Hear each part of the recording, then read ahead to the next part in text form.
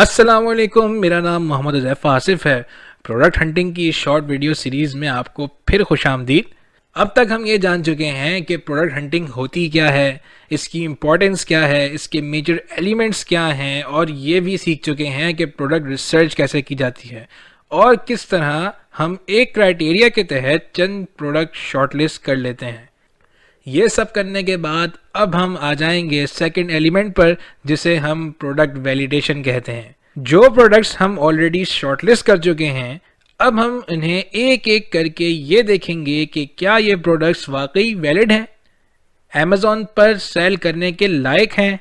In other words, एक बार हम rechecking करेंगे और कंफर्म करेंगे कि शॉर्टलिस्ट की गई प्रोडक्ट्स में से कौन कौन सी प्रोडक्ट वैलिड हैं। ये कैसे होगा? अगेन एक क्राइटेरिया है, एक चेकलिस्ट हम बनाएंगे और चेक करते रहेंगे। चेकलिस्ट के उन पॉइंट्स को टिक करते चले जाएंगे जिनके मुताबिक आपकी प्रोडक्ट वैलिड हो। अगर इनमें से किसी भी पॉइंट में गड़बड़ हो तो आपकी प्रोडक्ट अमेज़ॉन पर लगाने के लायक नहीं है। इस चेकलिस्ट के 6-7 कंपोनेंट्स हैं, पॉइंट्स हैं, जिन्हें हम एक एक करके ब्रीफली समझ लेते हैं। सबसे पहले हम कंफर्म करेंगे प्रोडक्ट की प्राइस। इसके लिए ये याद रखें कि if you are working on amazon.co.uk then the price range should be in between 8.99 pounds to 32.99 pounds। लेकिन अगर आप यूएस की मार्केट को देख रहे हैं तो रेंज होगी $14.99 से लेकर $39.99। अब आपको ज़रूरत पड़ेगी टूल्स की, क्योंकि आपने देखने होंगे stats and you will have to make some crucial decisions based on those stats। और ये stats आपको मिलेंगे टूल्स से। करना आपने क्या है? बहुत सिंपल है।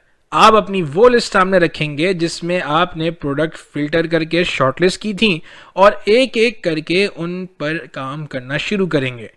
फॉर एग्जाम्पल, मेरे पास यहाँ एक लिस्ट मौजूद है जिसमें यहाँ बेबी टॉवल लिखा नजर आ रहा है। I am going to choose this और मैं जाऊंगा अमेज़ॉन पर। अगर amazon.co.uk पर हूँ तो यहाँ यूके का एड्रेस लिख दूंगा, और अगर amazon.com पर हूँ तो यहाँ यूएस का कोई एड्रेस लिख दूंगा। इसी तरह से जिस मार्केट प्लेस में भी आप काम कर रहे हैं वहाँ का एड्रेस लिख देंगे और सर्च बार में सर्च करूँगा बेबी टॉवल। एंटर करने पर मेरे पास काफ़ी रिजल्ट्स आ जाएंगे।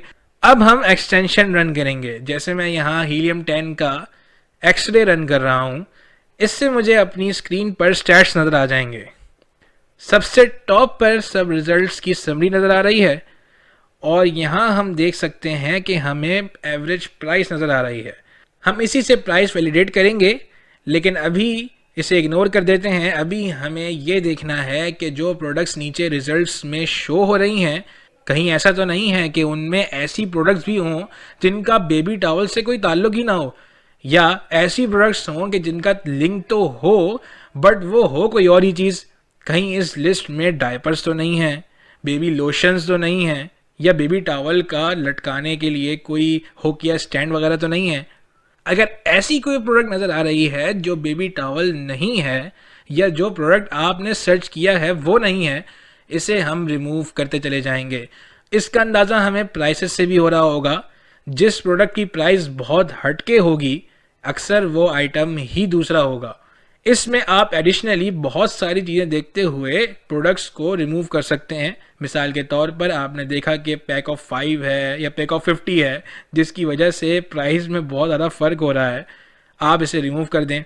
और इसी तरह से कई कॉन्सेप्ट्स की बेस पर आप फिल्टर कर सकते हैं। अब ऐसा मत कीजिएगा कि सारी गायब कर दें। अब एक और एडिशनल स्टेप आप ये कर सकते हैं कि पहले आप ये देखें कि सबसे कम प्राइस आपको क्या नज़र आ रही है। फॉर एग्जांपल, आपको ये प्राइस सबसे कम नज़र आ रही है, मिनिमम प्राइस यही है, तो आप एक बार कंफर्म कर लें कि ये प्रोडक्ट वही है जो आपने सर्च की है। फॉर एग्जांपल, यहाँ बेबी टॉवल ही है और इसे दूसरे टैब में खोल लें। फिर आप सबसे ज़्यादा प्राइस वाली लिस्टिंग को ढूंढें और इसी तरह उसे भी एक नई विंडो में या नए टैब में खोल लें और अब इन दोनों का कंपैरिजन करें, जिससे आपको ये अंदाज़ा हो जाएगा कि इस लिस्टिंग की प्राइस इतनी ज़्यादा क्यों है और इस लिस्टिंग की इतनी कम क्यों है।